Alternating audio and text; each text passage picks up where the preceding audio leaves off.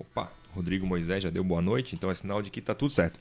Então é isso. Boa noite, pessoal. Começando mais um Troféu Debate. Hoje, segunda-feira, dia 6 de julho de 2020. O Troféu Debate retornando ao horário oficial, aí, segunda-feira, 8h30 da noite. Para finalmente a gente começar a falar um pouquinho de bola, né? De bola rolando, de futebol propriamente dito, já que o Campeonato Catarinense, na sua fase final, retorna agora nessa quarta-feira. Hoje, para bater esse papo com a gente, temos a Fernanda Chu. E aí, Fernanda, tudo bem? Boa noite. Boa noite, Rafa. Boa noite, Rangel. Até que, enfim, vamos voltar a falar de futebol, de bola rolando, de sequência de campeonato. Não que eu concorde muito com essa volta, né? Mas isso fica para uma outra hora. Vamos debater hoje sobre o que esperar de quarta-feira desse jogo. Eu acho que é um dos mais aguardados aí do retorno do futebol catarinense. É isso aí. Esqueci de falar, né, que a Fernanda é engenheira civil formada, ou seja, melhor do que a gente. Mas enfim. Me respeita, né? A Fernanda já apresentou aí o Rangel Agnolin, lá de Chapecó, que é repórter da Rádio Oeste Capital. Vai bater um papo com a gente também sobre a Chape, sobre a preparação lá da equipe do Oeste para esse retorno do campeonato. Rangel, boa noite já. Desde já agradeço aí imensamente a tua participação. Boa noite para você, Rafael. Boa noite para Fernanda. Muito obrigado pelo convite. Vamos falar de futebol, né? Até que, enfim, a bola vai voltar aqui em Santa Catarina, em meio de um monte de polêmicas, mas pelo menos a bola vai voltar a rolar e o campeonato vai terminar dentro das 4 linhas. É isso aí. E o Troféu Debate chega novamente com o apoio do It's Coworking, o melhor espaço de trabalho compartilhado da Grande Florianópolis. Seja uma empresa ou um profissional autônomo, no It's Coworking tem o serviço e o espaço ideal para você. Acesse itscoworking.com.br ou ligue 3375-0040 e saiba mais. O It's Coworking está funcionando aí, né, tomando todas as medidas de segurança, um espaço de trabalho compartilhado, trabalha com endereço fiscal, enfim, uma série de serviços que o pessoal lá do It's Coworking segue oferecendo para a galera. Quem está participando aqui já com a gente, além do Rodrigo Moisés, que deu esse belo boa noite aí, o Máximo Simões também, um grande abraço para o Max, Marcos Aldojan também, nosso querido amigo, Felipe Matos, lá diretamente do Pará, falando aí, dando um boa noite para a extrema imprensa esportiva, né, como nós somos. O Rafael Eleutério também, um abraço para o Rafael, a Kátia de Paula, quem mais aqui? A Fernanda está respondendo para a Kátia, né? É isso aí. Tive que botar o cursor aqui em cima para defender, para poder ver, né, quem era. E é isso aí, estamos no ar, pessoal compartilhando aí essa nossa transmissão para a gente fazer um Troféu Debate especial. Já faz bastante tempo aí, né? Foi no dia 15 de março deste ano. Parece que faz aí um milênio, mas foi ainda em 15 de março que o Avaí entrou em campo pela última vez, jogando contra o Concórdia, lá em Concórdia. O Avaí empatou por 1-1. Desde lá, dessa data, o mundo entrou de cabeça para o ar, tudo mudou aí, né? Estávamos aí sem futebol, diante de incertezas e poucas certezas, o futebol voltou e voltará, né? Na próxima quarta-feira, o Avaí enfrenta a Chapecoense lá em Chapecó pelo primeiro jogo das quartas de final, jogo que originalmente estava marcado para as 9h30, ia ser o jogo da TV, mas em função de todo esse imbróglio aí que envolve a Rede Globo, Flamengo e tudo mais, o jogo não vai ser mais o jogo da TV, vai ser o jogo do Globoesporte.com e vai ser transmitido, né, ao vivo, e mudou de horário, mudou para as 8h30 da noite. O jogo vai ter a arbitragem do Rafael Trace, auxiliado pelo Elton Nunes e o Éder Alexandre. A volta é no domingo, na ressacada, às 4 da tarde. Rangel, aí em Chapecó, como é que foi a preparação da Chapecoense nesse período? Eu sei que Chapecó voltou aos treinos antes do que na capital, né? Na capital ainda não voltou a questão do treino, Avaí e Figueirense estão treinando fora. Como é que foi essa questão aí em Chapecó? Olha só, a Chapecoense treina aqui em Chapecó há 7 semanas. Começou hoje a 7ª semana de treinamento do Verdão do Oeste. Isso pode ser um diferencial nessa volta ao futebol, né? Então, aqui em Chapecó as coisas foram autorizadas assim que o governo do estado deu esse aval para que os treinos rolassem. Então, o prefeito de Chapecó, Luciano Buligon, é muito solícito para essas questões também do esporte e liberou a Chapecoense a realizar os trabalhos. Começou com o treino de posições, primeiro laterais, zagueiros, meio de campo, enfim, tínhamos pelo menos 6 bateria, né, de atividades, depois foi por setores, depois foi por parte de campos, né, ofensivos e defensivos, e a partir de algumas semanas atrás, nós já temos treino coletivo acontecendo como se tudo tivesse normal, ou como a gente costuma falar aqui, dentro desse novo normal, né? E teve algum jogo amistoso aí nesse período? A Chapecoense fez algum jogo treino, por exemplo? Não. Isso não era liberado. Treinos coletivos eram liberados. Então, teve aquele famoso rachão, treino técnico-tático, enfim, como queiram dizer, de titulares contra reservas, mas treino com outras equipes, seja de Santa Catarina, do Rio Grande do Sul, que fica aqui perto, isso não estava autorizado. Na verdade, ficou autorizado hoje, né? O futebol aqui em Santa Catarina com essa nova portaria do governo do estado. E Fernanda, quer perguntar alguma coisa aí pro Rangel? O que, na verdade, ele vai já ao longo do programa falar, mas eu acho que todo mundo está esperando, né? O que ele acha esses 4 novos nomes que vieram aí, que ele citou no início do programa, e se isso vai agregar realmente a Chapecoense ou isso fica mais para frente? Ajuda. Eram 3 inscrições, né, que estavam permitidas pela Federação Catarinense de Futebol, mas a Chapecoense fez uma substituição. Então, o número de inscritos pode ser 30, né? Chapecoense tinha 29 com os 3 novos, aí pôde escrever mais um jogador. Quem foram inscritos? Denner Mels, o meio-campista de 20 anos, é jovem, é um jogador que estava no Atlético Paranaense, no sub-20 do Atlético, vai fazer estreia pela Chapecoense.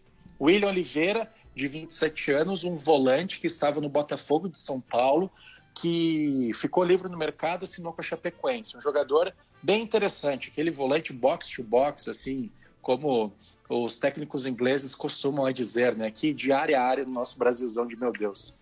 Também o Regis, atacante de 22 anos, inclusive foi ele que fez o gol da Chapecoense no ano passado na ressacada, na decisão do Campeonato Catarinense.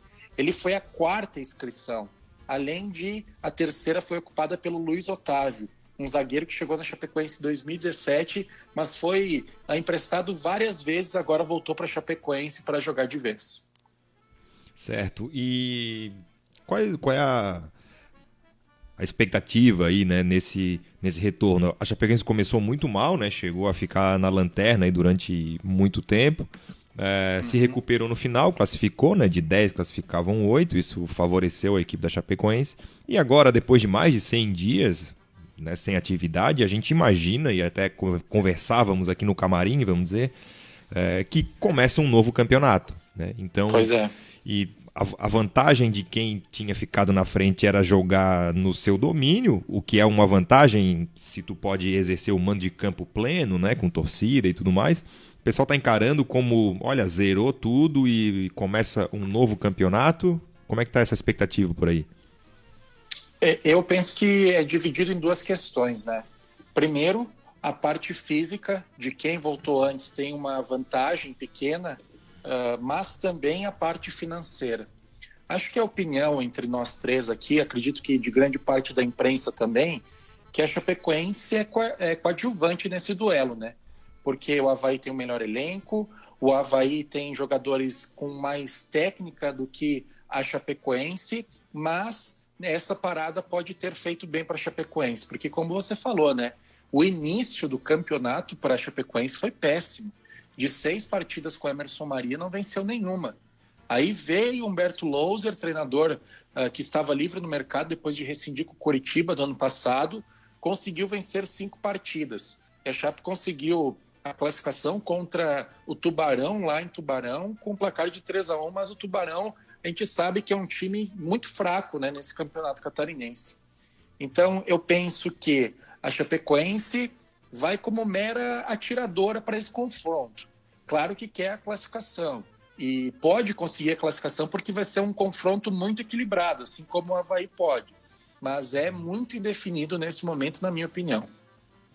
Agora, Fernanda, como bem disse o nosso convidado, né, o Rangel, é um confronto equilibrado, o mais equilibrado aí dessas quartas de final, como a gente já havia falado, ainda mais depois de todo esse período, que iguala mais ainda. O que tu esperas aí da próxima quarta-feira, né? O popular depois de amanhã também.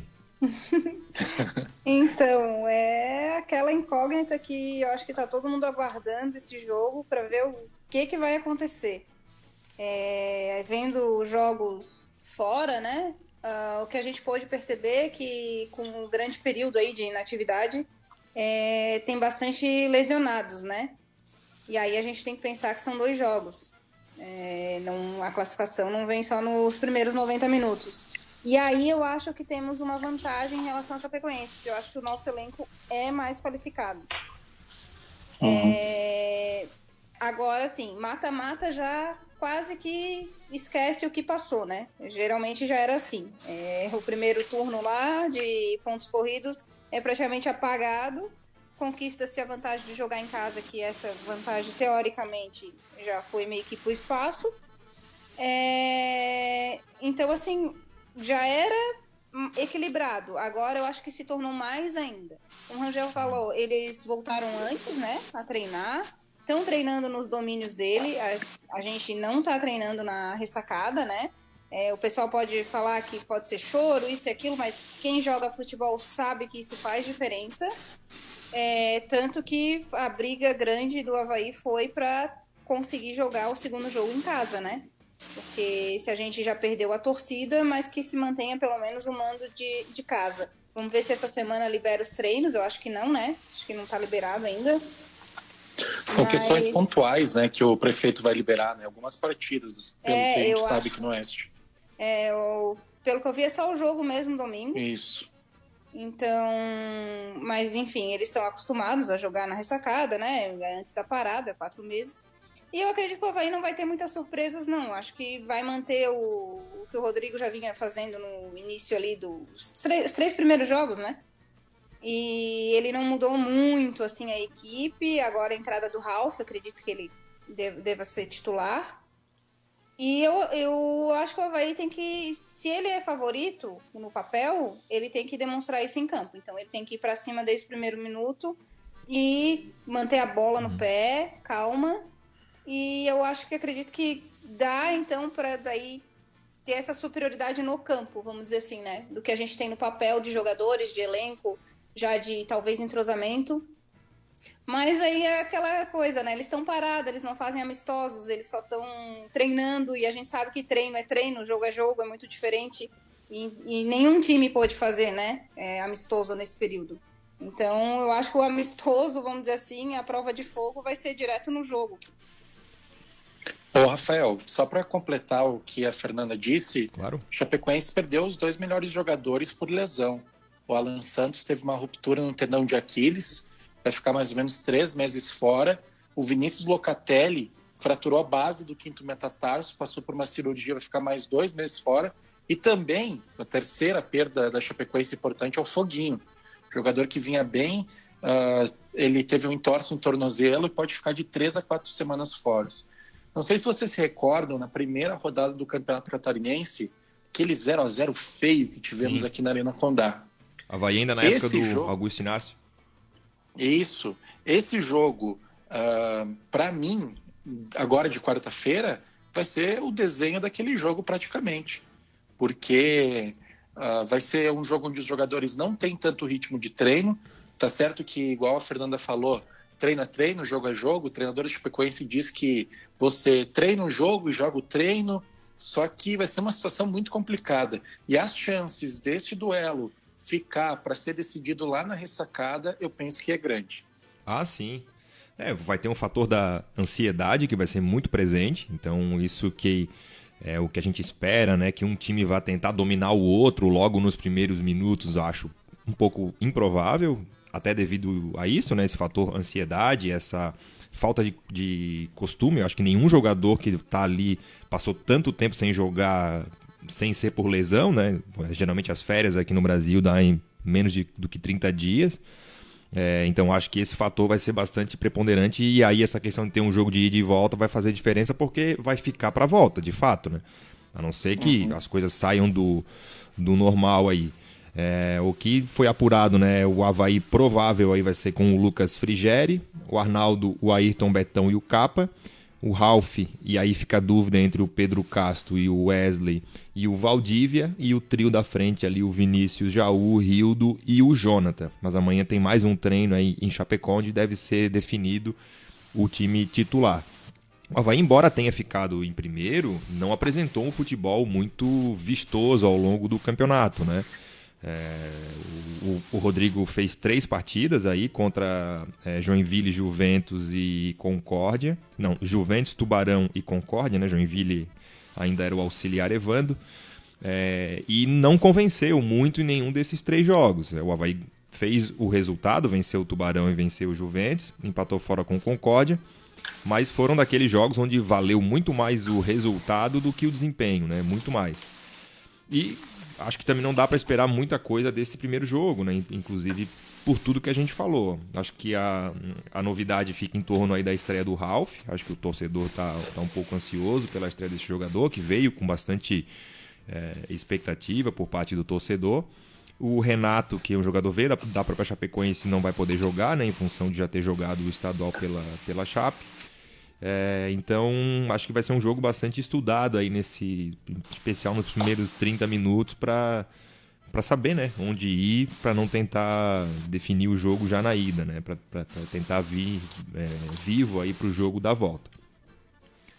É isso aí. Ô Rangel, como é que foi a passagem do Renato aí pro Chapecó? Ele que saiu daqui, foi para Chapecoense, né, e agora saiu da Chapecoense e voltou pro Avaí. Rapaz, foi decepcionante. Porque o Renato, sai do Avaí no ano de 2018, Chapecoense entra num rally para pegar esse jogador para o seu elenco, ele chega com muita expectativa, faz 29 jogos no ano de 2019 e não marca nenhum gol. Aí nós temos muitas lesões no Renato, um jogador que não se firmou como ataque, no final da temporada jogou como lateral, aí conseguiu somar um pouco no elenco que era comandado pelo Marquinhos Santos. Nessa temporada jogou 7 vezes e também não marcou nenhum gol. Vocês lembram o que vocês faziam no dia 6 de novembro de 2018? 6 de novembro de 2018? Comemorava o acesso? Não. O acesso foi em dezembro já, 6 de novembro. Eu acho que pelo contexto da pergunta do Rangel, ele vai dizer que é o último gol do Renato. É isso mesmo. Que deve 609 dias atrás... Era Avaí Atlético Goianiense, o jogo deu 2-2 e o Renato marcava o último gol dele como jogador profissional, né? Então aqui na Chapecoense não deu nada certo, porque era um jogador com salário com 3 dígitos, que numa situação onde a Chapecoense estava frágil financeiramente, era um jogador que estava inchando o grupo. E aí ele sai do Verdão e vai para o Avaí, mas eu penso que aí no Avaí ele volta para casa, né? Então, tem chances dele fazer um bom ano de 2020, mas a passagem dele aqui pela Chapecoense foi muito, muito, muito abaixo. Não deixou saudade, então? Nenhuma, porque você tem um atacante que joga 36 vezes e não marca nenhum gol, tudo bem que é ponta direita, que não joga como centroavante em si, mas mesmo assim, né? A gente vê os números dele... que em 35 jogos em 2018 pelo Avaí marcou 12 gols. Sim. Então é um cara que a gente sabe que sabe fazer gol. Perdão pela redundância. Sim. Não, isso que 2016 foi melhor ainda. A primeira passagem dele, no primeiro acesso dele pelo Avaí, 2016, foi muito boa. Ele também jogava num esquema diferente ali pelo lado direito. Também fez muitos gols. Acho que ele foi vice-artilheiro do time na Série B com 9 gols e foi muito bem. Tanto que aqui, quando ele saiu do Avaí e foi para Chapecoense, o pessoal ficou meio magoado, sabe? O torcedor ficou sentido, disse que era mercenário, aquela coisa de torcedor de quem sentiu realmente que perdeu um jogador importante, né? E o que deixa a gente saudoso aí de que ele tá voltando é realmente essa ideia de que aqui ele sempre foi feliz. Pois é, e eu duvido bastante que alguma pessoa falaria não para a contratação do Renato quando ele veio para a Chapecoense. Só que para dar certo aí no Avaí neste ano de 2020, para a sequência da Série B, ele tem que fazer tudo diferente. Tem que ser um novo jogador do que foi na última temporada e meia, digamos assim. Porque a gente viu um Renato onde se lesionava bastante, onde não conseguia se firmar dentro de campo, com uma autoestima muito baixa, porque ele chegava frente a frente, cara a cara com o goleiro e fazia uma decisão errada. Então ele precisa voltar a tudo que era aí no Avaí, e nada melhor, né, do que ele fazer isso onde ele foi muito feliz. Fernanda, é isso que eu ia te perguntar, né? Se tu acha que o Renato vai ser titular aí nesse time do Avaí. Titular, eu acho que ele vai ter que demonstrar nos treinos aí para ser titular, porque a gente está com bastante opção ali, né, na frente.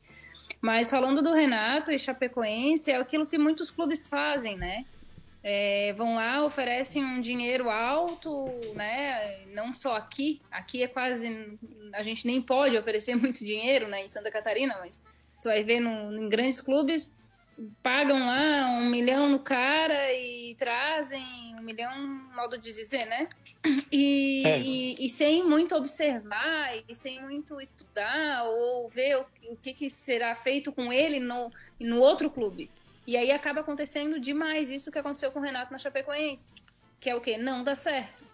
É claro que o torcedor do Avaí não vai ver o Renato da Chapecoense, ele está olhando para o Renato do Avaí, e é o que se espera dele aqui. Mas ele já está mais velho, ele já teve esse passado aí recente agora sem marcar gols, né, jogando bem meia boca, como se diz.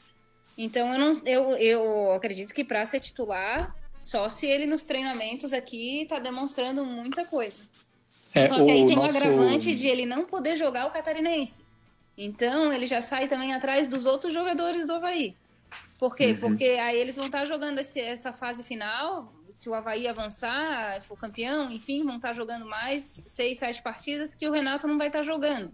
E que também vai ter, nos treinamentos, vai ser deixado de lado. Por quê? Porque o Avaí agora está priorizando o Catarinense. Então tem esse agravante aí. Então ele vai ter que demonstrar muita coisa para poder ser titular. Mas eu acredito que o Renato vai ajudar bastante. A Série B vai ser bem corrida, vai ter bastante jogos, ao que tudo indica, assim, né, com curto espaço de tempo. E é bom ter um elenco mais inchado nesse sentido, de não só em número, mas em qualidade também. O nosso amigo aqui, o Máximo, ele diz na live do Facebook, né? O Avaí ofereceu 70 e a Chapecoense chegou e ofereceu 120. E esse é um dos principais problemas que levou a Chapecoense a essa draga, digamos assim, financeiramente. Porque a Chape dava salários às pessoas que não recebiam, talvez, em muitos casos, 1/3 do que ganhava. Não é o caso do Renato, né? Mas mesmo assim, essa inflação nos salários é que prejudicou muito financeiro a Chapecoense. Mas vocês aí em Florianópolis, o Avaí, tem um atacante que, para mim, deixou saudades na Chapecoense, que é o Rildo. Um jogador que fez 10 jogos aqui, fez poucos jogos, marcou 3 gols, mas é um jogador muito interessante quando ele se sente à vontade. Pode ajudar muito o Avaí na sequência também deste ano.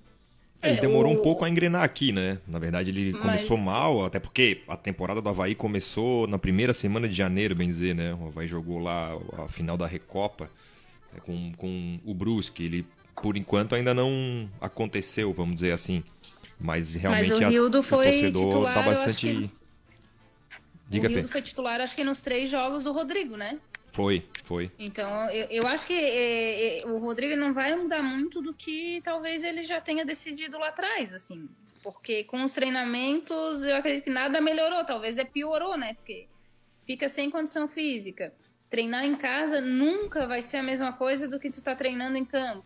O atleta, ele precisa jogar. A gente sabe, né? Isso aí, nos programas de esportivos, aí a gente pode ver vários cientistas e médicos e estudiosos aí falando sobre isso, sobre condições físicas, né? Então eu acredito que ele deve manter bastante coisa dali do que ele já usou naqueles 3 jogos. Por isso que eu acho que o Rildo, junto com o Jonathan ali, vai ser titular. Talvez o terceiro da frente é que eu ainda tenho dúvida, não sei quem que ele vai escolher. É isso.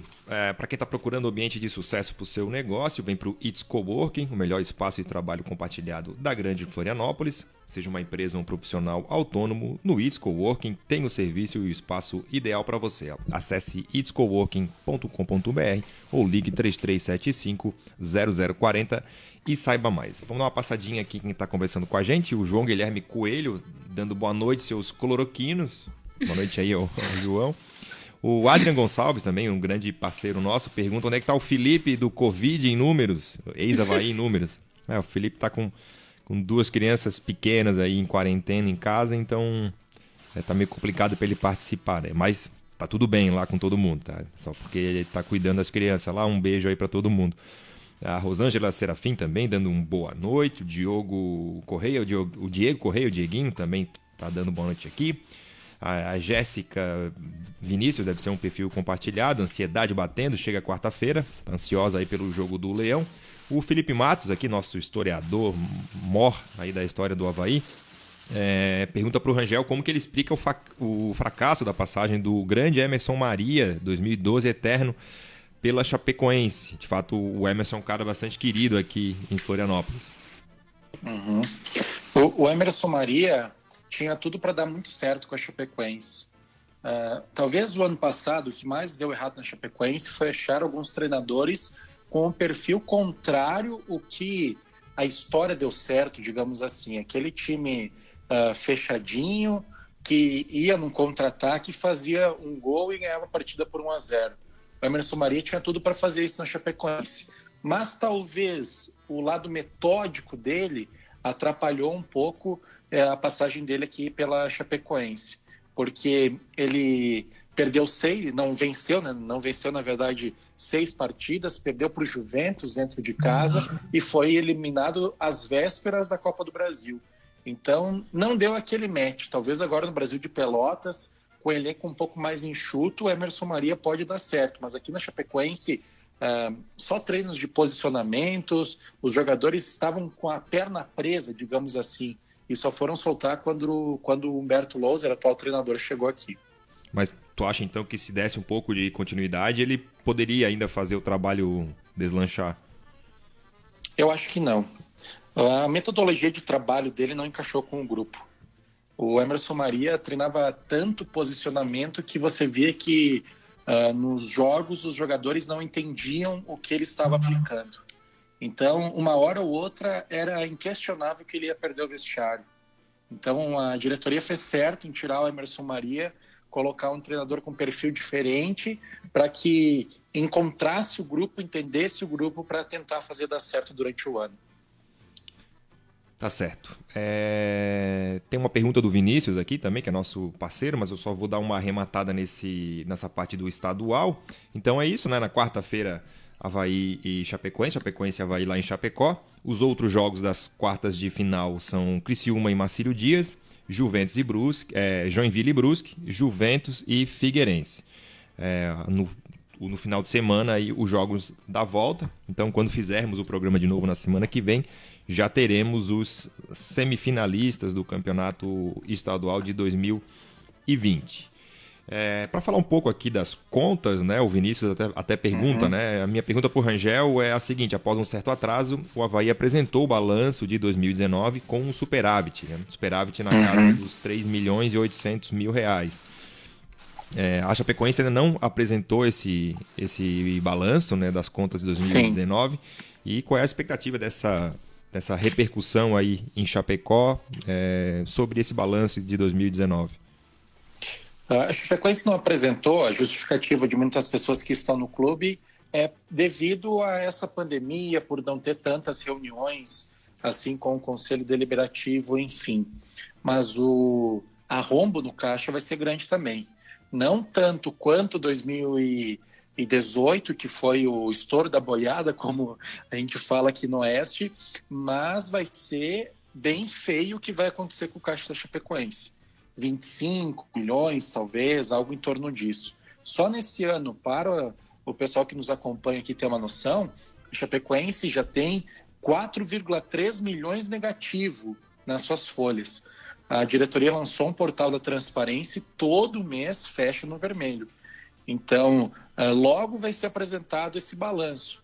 Então, logo a gente vai ver o que aconteceu no ano passado, que, lembrando que o presidente Maninho, né, o Plínio David Enes, foi afastado e entrou uma nova diretoria para tentar colocar as coisas nos trilhos, e eles assumiram no final do ano. E é a partir de agora, né, desse ano, que eles vão ter uma temporada inteira para fazer o trabalho. Mas como é que chegou nessa situação, assim, o Rangel? Tu consegue traçar uma linha aí histórica? Acho que desde o acidente lá em 2016 é que a questão, né, foi um pouco, perdeu aí o controle. Má administração. Acho que essa é a resposta. Muitos torcedores são desconfiados se houve algum desvio ou algo assim. Mas o que acontece é que a administração foi mal feita, porque a Chapecoense perdeu o espírito de ser Chapecoense, de fazer um elenco barato, um elenco que se valorizaria, né? E com isso conseguiria fazer alguma venda ou algo do tipo. Então a Chapecoense, claro que disputou Libertadores da América, disputou grandes competições, só que se perdeu. Contratou jogadores onde alguns eram desconhecidos, muito por nome de empresários. Só para vocês terem uma noção, entre abril de 2018 e março de 2019, a Chapecoense pagou mais de 5,4 milhões de reais a intermediários do mundo do futebol. Uma situação que é praticamente insustentável num clube do tamanho da Chapecoense. Então, são consequências de má administrações que levaram a Chapecoense neste período que vive, né, com uma dívida basicamente de 60 milhões de reais. E que era algo que até então não se via, né? A Chapecoense era sempre conhecida por ter bastante pé no chão, ter bastante responsabilidade aí com as suas contas.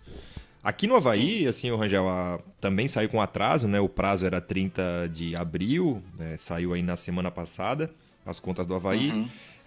Teve as contas de 2019 aprovadas por unanimidade, o superávit foi na casa dos 3 milhões e 800 mil reais, a receita ficou em 70 milhões e 800, o planejado, né, que foi orçamentado para 2019 era 79 milhões, então basicamente cumpriu aquilo que foi planejado, né? A queda recente da Copa do Brasil talvez tenha impactado esse valor. E uma despesa aí de 67 milhões de reais. Então, superávit de 3.800.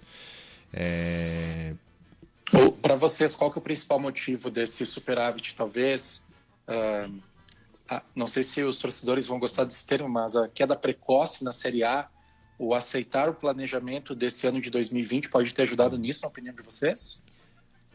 Fernanda, vou deixar para ti essa primeiro. É que assim, na verdade, com certeza, né? O time que foi montado ano passado ajudou com certeza a ter esse superávit.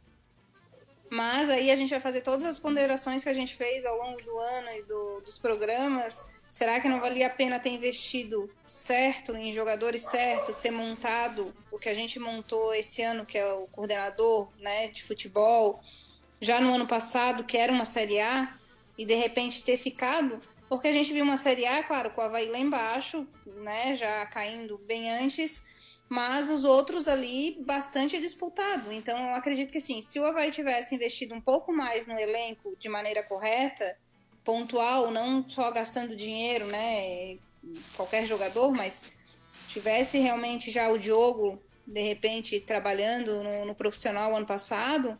talvez a gente tivesse brigado e talvez tivesse permanecido. Aí o superávit seria ainda maior. Então, é porque tu economiza que tu vai tá... eu acho que o Avaí ficou na zona de conforto. Sabe? Já assumiu ali dentro. É claro que eles não iam falar isso, mas provavelmente lá dentro já assumiram que vamos cair e vamos ficar no superávit, vamos ficar pagando conta, que eu acho correto, eu acho que tem que ser, as dívidas têm que ser liquidadas, eu acho que tem que ter controle, eu acho que não tem que sair gastando a revelia, porque uma hora a conta chega, pro Cruzeiro chegou, já chegou pro Corinthians, a gente sabe que já chegou pro Inter, o São Paulo tá vivendo um pouco disso também, daqui a pouco chega a conta deles também, Então, a Chapecoense está vivendo esse transtorno aí, né? A gente ainda não sabe o certo número, mas daqui a pouco eles não vão ter mais como esconder, vão ter que divulgar. Então, acho que, claro, tem que gastar com a razão, mas só que tu tem que botar na balança.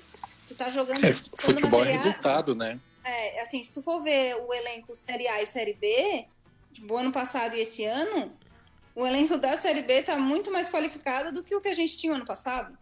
Avaí perdeu 4, 5 jogadores em 2018 e não, mesmo contratando 10, 15, 20, como foi no final, não conseguiu recuperar os 4, 5 que perdeu. Então, né, eu acho que tem que colocar na balança. Acho que a Avaí dessa vez acertou, né, tá montando o time, deu uma errada no técnico, que a gente já conversou sobre isso, né, aquela onda do trazer português para gente de fora, mas graças a Deus logo se acertou novamente. E agora é a oportunidade de ouro pro Rodrigo Santana e pro Avaí, né? Eu acho que um vai ajudar o outro aí. Assim, ó, eu acho que, analisando friamente, né, sai a notícia, olha, um time brasileiro fechou o ano com 3 milhões e 800 mil reais de superávit. É bastante impactante essa notícia, né? Ainda mais no cenário brasileiro, onde os clubes são pessimamente administrados.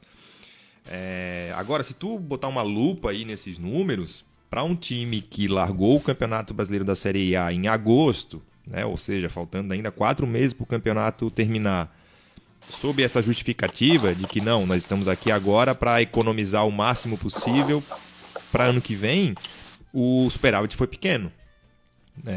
Ele também explica ali na matéria, né, eu ainda não tive acesso ao relatório como um todo, né, mas fala que o déficit acumulado reduziu de 55 milhões para 51.200, ou seja, dá uns 8% aí de pagamento de dívida, né? Então pagou 3 milhões em dívida, 3 milhões e 800 em dívida e teve um superávit de 3 milhões e 800, ou seja, na casa dos 7 milhões aí de saldo, vamos dizer assim, que ficou da Série A do ano passado. É pouco. É pouco se tu pensar que vai vender um jogo para Brasília por 1 milhão e 800 mil reais, segundo o que foi arrecadado na época, né, o que foi falado na época, e sob essa alegação de que esse dinheiro ia ficar. A venda do Guga, se eu não me engano, entrou nesse balanço de 2019. Então,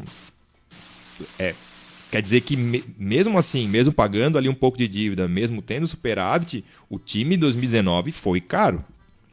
Foi até porque a gente contratou 20 jogadores, né, Rafa? Pois é, para fazer 20 pontos, né? Foi 20 ou 22, acho que me esqueci agora. Mas para fazer na casa dos 20 pontos, gastou bastante dinheiro. Ou seja, foi bastante mal planejado. Eu convido vocês para olhar o copo meio cheio, pode ser? Sim. Olha só, esse é o ano para estar na Série B. Porque com essa pandemia, perda de dinheiro, tudo em trave, é muito melhor, você olhando pelo lado otimista, ter uma folha de 1 milhão, 1 milhão e meio, 800 mil, enfim, do que ter uma folha de 15 milhões, uma Série A de Campeonato Brasileiro, né? Então, assim, você sendo muito otimista, o lado bom da Série B para esses times que caíram do ano passado é justamente essa redução na folha salarial, porque caso estivéssemos numa pandemia com os times da Série A, eu falo pela Chapecoense porque eu conheço a realidade, não sei como que é aí no Avaí, mas imagino eu que esses 3 milhões e pouquinhos aí de superávit ficariam totalmente no vermelho pela estrutura que envolve uma Série A de Campeonato Brasileiro. Ah, sem dúvida. Não, eu também acho que é pra gente olhar pelo copo meio cheio, né? Só a termo de comparação, né? É o 4º ano seguido que o Avaí termina com superávit aí o ano. Então, e por exemplo, em 2017 o superávit foi até maior, foi na casa dos 7 milhões. Não, superávit foi de 5 milhões em 2017, 5 milhões e 900. Foi o ano que a gente vendeu o Gabriel, que vai dar mais uma nova grana pra gente aí agora que ele foi do Lille pro Napoli. Mas assim, fazendo esse parêntese, né, do que foi prometido no ano passado, do que foi falado no ano passado, olha, largamos a Série A porque vamos economizar para zerar e fazer tudo diferente em 2020, e o déficit foi um pouco abaixo do que a gente esperava. E principalmente por causa desses artifícios que foram feitos. Olha, vamos vender um mando de campo por R$1 milhão. Pois é. Vamos Enfim, não contratou um monte de jogadores aí que a gente viu, né, ao longo do ano. Nosso departamento de futebol era péssimo. O Avaí trouxe jogadores da Série C, trouxe jogadores de fora do Brasil totalmente desconhecidos, que a gente viu que na época ganhavam um salário grande e contratou muita gente. Contratou quase 30 jogadores aí ao longo do ano. Foi um ano bastante ruim. Mas, enfim, tá aí o balanço, né? Vamos esperar se alguém... Eu sou péssimo aí em números, em tudo, não sei... Os clubes falham um pouco nisso, né? Geralmente eles só botam ali o básico, né? Orçamento, receita, despesa, superávit e déficit e pronto. Então não tem grande detalhamento, né? Eu li hoje que o Rodrigo Capello falou que vai escrever o texto sobre o Avaí, né? Que botou o balanço, ele fez uma matéria sobre cada clube, né? Uhum. E ainda citou, claro que a Chapecoense ainda não divulgou, eu acho que essa Chapecoense, Figueirense, tem uns 4, 5 clubes só que até agora não divulgaram o balanço, mas que ele vai fazer uma análise do que foi divulgado. Então, como ele está bem por dentro disso, ele se especializou nisso, de avaliar os clubes financeiramente, eu estou esperando aí o que ele vai falar, o que ele vai dizer, pra gente fazer um programa de repente em relação a isso, né? Sobre avaliar se valeu a pena ou não ficar com os 20 pontos, passar toda aquela vergonha, vender mando de campo, enfim, tudo que a gente passou ano passado, como diz o Rafael, para no final ganhar 3 milhões. É o que eu digo, eu acho assim, e a gente sempre reconheceu aqui, né, Fernanda? Ninguém aqui advoga para que o Avaí seja uma bagunça, gaste mais do que arrecade, não é isso. Eu acho que o Batistotti tem grandes méritos aí nessa questão e ele é um cara bom pagador, ele é um cara sério, a gente vê isso, a gente vê que ele tem uma iniciativa e uma preocupação em que as contas estejam sempre sadias, acho isso muito bom. O Batistotti, ele tem, para mim, é o maior legado que ele vai deixar, que é enterrar de vez essa história de que presidente de clube tem que ter dinheiro. Então, eu acho que isso é uma cisma que se tem aqui em Santa Catarina, né? Sempre esperar que vai vir um empresário da região e vai, né, colocar um caminhão de dinheiro e recuperar. Vídeo Criciúma, né? Exato, vídeo Criciúma, né? Então, essa história do mecenas... enfim, nunca funciona, né? Nunca funcionou e não vai funcionar. Então, acho que o Batistotti tem bastante mérito nisso, né? De dizer que é um cara que colocou as contas aí em dia. Mas, enfim, vamos ver o que isso vai ser explicado depois. E tem a situação que futebol não é uma empresa, né? Futebol você precisa de resultado dentro das 4 linhas. Talvez... para o torcedor, o positivo é muito bonito, mas o time numa Série A de Campeonato Brasileiro, equilibrando as contas, fechando um ano no vermelho, outro ano no verde, pode ser muito mais vantajoso do que ser uma gangorra com o caixa sempre bom, entre aspas, assim. Sim, sim. Exatamente, até porque o time, ele almeja o quê? Ganhar partidas para ganhar campeonatos, no nosso caso aqui, ficar na Série A, né, que é o primeiro passo, se manter lá para depois almejar a Sul-Americana e Libertadores, e assim vai subindo, né? E esse é o que os times deveriam almejar, até porque é isso que a torcida espera, né? Não é simplesmente como o Rangel tá falando, uma empresa que eu vou ali, ganho mais do que gasto, né? Tenho o meu lucro e tá tudo certo. Não. Se fosse assim, então vamos se manter lá na Série C, na Série D, não tem tanto trabalho lá e vamos só ter superávit no final do ano. Eu sei que esse papo volta e meia surge, né, no futebol, essa coisa, não vamos analisar resultado e desempenho. Cara, qualquer segmento da sociedade, né, qualquer segmento econômico é avaliado pelo resultado.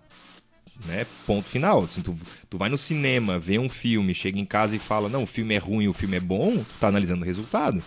Ninguém fala pro seu amigo assim, não, eu não vou falar nada sobre esse filme porque eu não vi como ele foi feito, não sei se o Brad Pitt levou 5 tentativas ou 10 para fazer a cena. Não é assim que funciona, né? Qualquer ramo da sociedade tu avalia o resultado. E o resultado do clube de futebol é campo.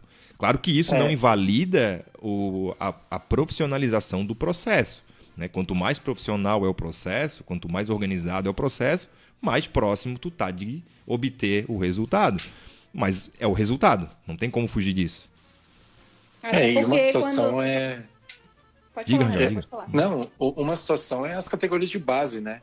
Não importa o resultado, importa quem você vai revelar, quanto você vai ganhar. Mas mesmo assim todo mundo quer ganhar. Claro. Quer títulos de catarinense, quer chegar bem numa Copa do Brasil no Sub-20. Imagina no futebol profissional. Se você ficar pensando só pelo bolso no lado positivo, aí não dá, né? Sim. Eu acho que é o equilíbrio que a gente sempre vem cobrando, né? A profissionalização dos clubes catarinenses, porque era tudo muitas vezes a gente via como mais amador do que profissional. É claro que a gente não tira nenhum mérito do que o presidente vem fazendo com o clube, né? Isso está claro, tanto nas categorias de base como no profissional. Só que o ano passado foi algo assim que, para ser, eu diria esquecido, mas não, é para ser bem lembrado, para nunca mais ser repetido na vida, assim. Porque, o que o torcedor vai ouvir? Vai ouvir chacota dos resultados, dos 20 pontos conquistados, né, do que aconteceu na Série A. Aí o que o torcedor vai rebater? Não, mas as contas estão em dia.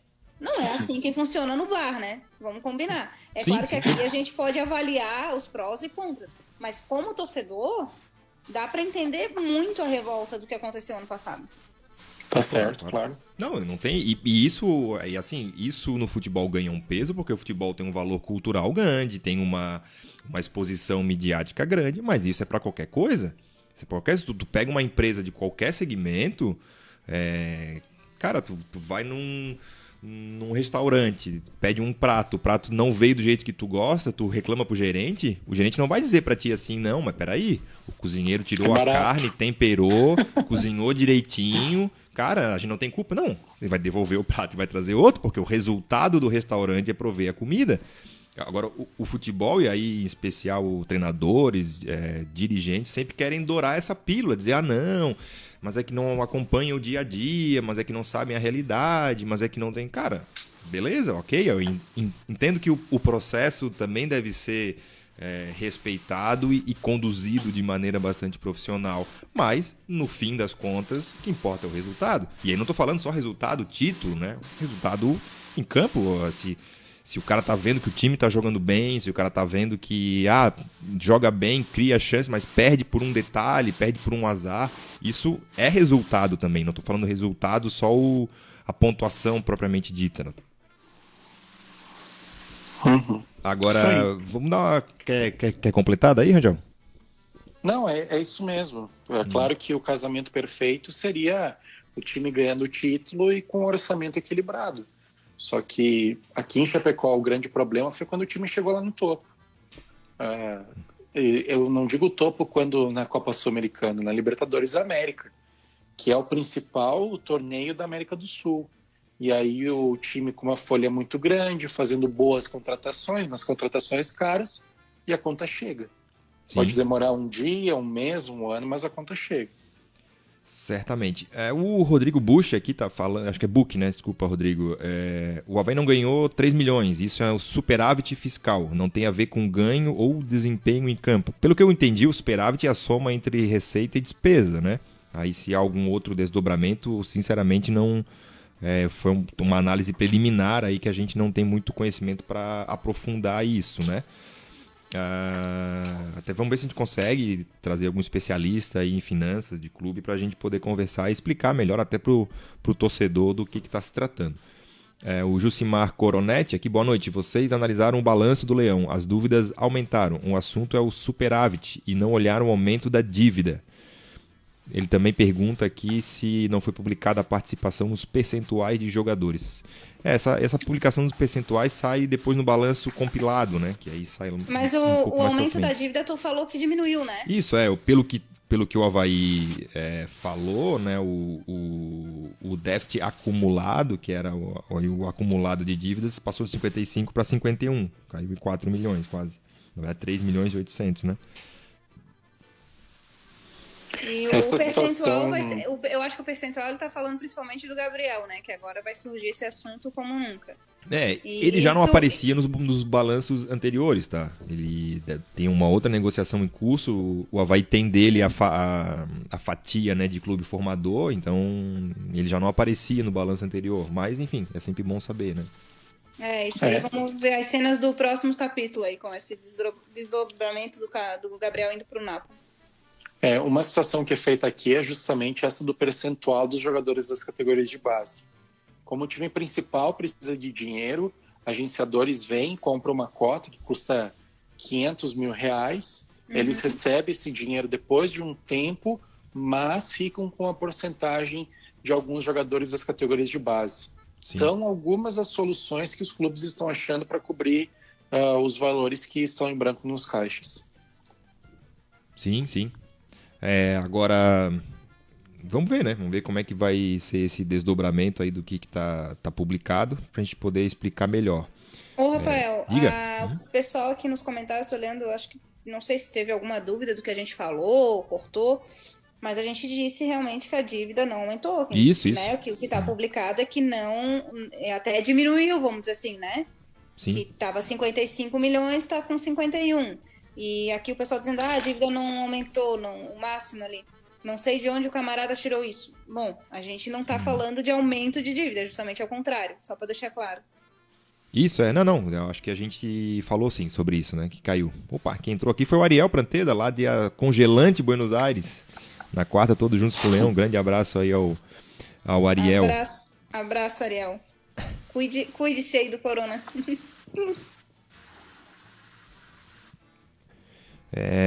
Vamos ver aqui, quem mais está participando. O Máximo Simões aqui foi quem respondeu ali, o nosso camarada. O Rodrigo, né, ele tá aqui conversando com o Jucimar. O Rodrigo é conselheiro, participou da reunião. Enfim, quem sabe a gente consegue agilizar isso para falar um pouco especificamente sobre essa questão do orçamento aí um pouco mais para frente. Chegando aqui na parte final já do nosso programa, vamos fazer tem uma outra notícia que tomou conta aí, que é o retorno da Série B, né? A CBF confirmou o retorno da Série A para o dia 9, já Pacífico, e a Série B um dia antes, aí no dia 8.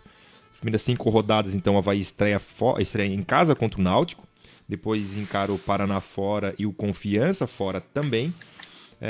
Em casa volta a jogar 2 vezes, aí contra o Botafogo de São Paulo e o Cuiabá. E a Chapecoense aí, o Rangel, como é que tá a expectativa para a Série B? O que se fala por aí? Se fala em acesso já de cara ou não? Estão mais com o pé no chão esse ano? Não. Na primeira coletiva do ano, o presidente Paulo Magro disse que o objetivo era ficar na B. Isso assustou os torcedores, principalmente. Veio muitas críticas à direção e agora o discurso é da metade para cima da tabela. Se conseguir um acesso é muito melhor, né? Falando de calendário, para Santa Catarina ficou perfeito, né? Porque tem datas suficientes para terminar o campeonato estadual neste ano e aí no ano que vem começa uma nova competição. Chapecoense estreia fora contra o Oeste lá em Barueri e na sequência pega o CSA em casa e o Sampaio Correia. E na 4ª rodada já vem o Cruzeiro. A gente que passou, né, nos últimos anos aí tá mais na Série B do que a Chapecoense, cara, a Série B meio vale tudo, assim. Às vezes um time horrível que o Avaí teve, encaixou, disparou e chegou e subiu. Então não dá pra descartar assim que o acesso é uma coisa longe, sabe? A Série B, enfim, vale tudo. A gente brinca que a Série B aceita tudo, né? Isso, aceita tudo.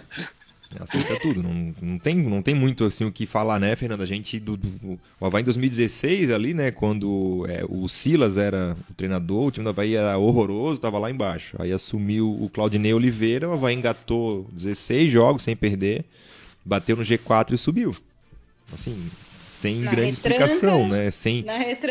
Na retranca, sem ter chego ninguém, assim, mas veio junto com o Claudinei 4, 5 peças que o time encaixou, não. Na época chegou só o Betão, se eu não me engano. E disparou e chegou lá, então... E é muito equilibrado, né, a tabela de classificação. Às vezes a distância do terceiro para o oitavo é de 4 pontos. Sim. São 2 jogos, né? Um confronto direto vale muita coisa na Série B. Mas eu claro, acho que vai ser uma competição bem nivelada por baixo, inclusive. Então qualquer time que encaixar vai ter chance de brigar bem lá em cima. Na minha opinião, o bicho-papão, nesse momento, não é nem o Cruzeiro, é a Ponte Preta. Sim. Contratou muito bem, contratou Camilo, contratou o Hernandes, Luiz Oyama, Ryan, zagueiro. É um time muito bem equilibrado com elenco, o que vai ser um diferencial nessas partidas aí de terça, sexta, enfim. Então é um corridão, né? Quem tiver melhor elenco ganha. Sim. Não, e vai ter... vai ser espremido, né? Quando falou esse corridão, então o elenco vai contar muito. O grande que está na Série B esse ano é o Cruzeiro em frangalhos, então realmente não há essa expectativa de que o Cruzeiro vá botar a Série B embaixo do braço e disparar. Ninguém imagina que isso vá acontecer. Então acho que realmente a Série B é bastante equilibrada aí, né? Para os times médios aí que estão sonhando com um título nacional, o ano é agora. Até porque é um ano bem atípico, né? E o Rangel falou ali que a gente acaba se dando bem, porque vamos concluir o Catarinense e logo na sequência começa a Série B, né? Então a gente não fica muito tempo inativo para depois voltar. Se bem que Chapecoense já vai se enfrentando, um já fica pelo caminho, né? O que é bem ruim. Vai ter um mês, né? O que é bem ruim também, né? Porque o time que conseguir chegar até a final jogando, eu acho que já sai um pouco na frente. Até porque os outros estados brasileiros não sei se vão voltar tão cedo, né? Talvez voltem só pro campeonato mesmo. E talvez isso ainda vai gerar muita confusão, né? Aqui em Santa Catarina acabou gerando, né? O Avaí batendo o pé que queria jogar em sua casa. Então, assim, eu fico imaginando se o prefeito não libera, né? E eu acho que, pensando nacionalmente, eu ainda não sei se essas datas aí vão ser completamente aprovadas ou, se não, a CBF vai ter que ver algum local e fazer em estádios neutros. Não sei o que eles vão ter que pensar. O Caboclo, né, presidente da CBF, já admite a possibilidade do Nacional invadir 2021. Então, isso vai acontecer, né? O estadual começa, o nacional começa em agosto e termina em fevereiro. Foi feita uma proposta para começar em agosto e terminar em 31 de janeiro, mas isso não foi aceito pela CBF. Ao meu ver, é que o campeonato nacional é mais fácil de voltar, porque aí envolve política. Sim. O presidente abraça, alguém bam lá de Brasília abraça e o futebol volta nas coxas. Então, é bem provável e, assim, penso que certo que a Série B comece no dia 8 de agosto. Eu ainda prefiro dar uma aguardada, porque querendo ou não... Não, a CBF falou, né, que dia 8 a não ser que dia o 8 presidente volta. deu uma canetada lá, porque a princípio está na mão da prefeitura, né? E agora, querendo ou não, no Brasil, agora que principalmente no sul, né, vem o inverno, a gente não sabe como é que vai acontecer as coisas, a gente sabe que está aumentando os casos, e, por exemplo, o Marcílio, o treinador já testou positivo, então a gente acaba, é tudo uma incógnita, né? A gente está, claro, nas condições normais de temperatura e pressão, começa dia 8 e vai até fevereiro. O que acontece é o seguinte, alguém vai abraçar essa ideia e vão dar um jeito. 39 clubes aceitaram jogar fora de casa, apenas o Atlético Paranaense não. Então, basta achar um local provável no dia 8 de agosto. Sim. Se for em Santa Catarina, se for na Paraíba, em Goiás ou no Amazonas, aí isso tem que ser analisado no dia, sei lá, dia 1º de agosto. Mas eu acho que vai voltar. Minha opinião é que não é o momento. Sim. Mas vai voltar. Não, aqui em Florianópolis, né, que o prefeito Jean tem sido um cara bastante duro na questão da quarentena, agora perdeu aí um pouco a mão, mas vinha mantendo uma questão bastante coerente com relação às aberturas, ele abriu, no fim das contas teve pressão, sim, a federação vem para cima, e aí ele libera convenientemente só o jogo. Tá liberado só o jogo a princípio lá para domingo, né? Treino ainda não tá liberado. Só para completar a informação de vocês, então quem for a final termina dia 26 de julho. E aí já jogaria na Série B, caso um finalista seja aí da Série B do Campeonato Brasileiro, já no dia 8 de agosto.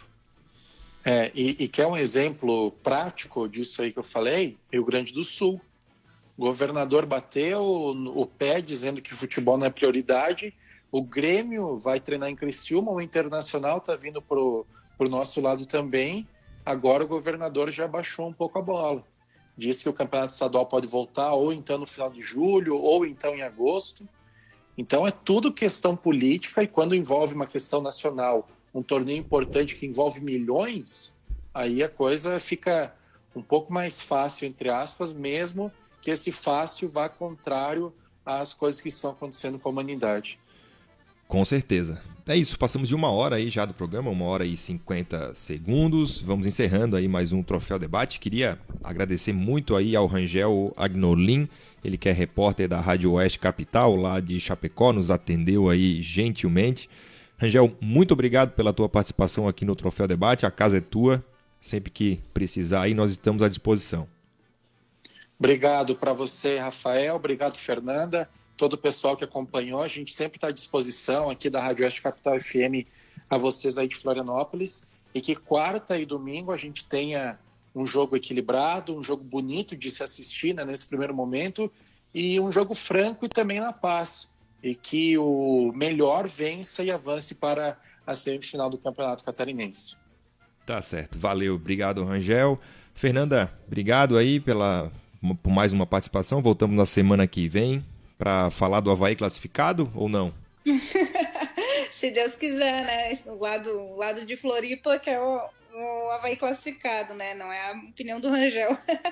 Mas obrigado, né? Mais uma vez, é sempre bom participar, sempre bom falar de futebol, e que realmente seja 2 jogos aí que nos motive, né? Não que nos deixe desesperados. Grande abraço a todos aí que acompanharam. Até semana que vem. Tá certo. Obrigado, Fernanda. Obrigado ao Rangel. Obrigado a todo mundo que esteve com a gente aí hoje, nessa segunda-feira. Voltamos na próxima semana, né? Vamos ver aí se a gente consegue manter o dia da segunda-feira, 20h30 da noite, o horário tradicional do Troféu Debate, para mais um programa falar um pouco do nosso Avaí e também do futebol aqui de Santa Catarina. Valeu, galera. Um abraço e até semana que vem.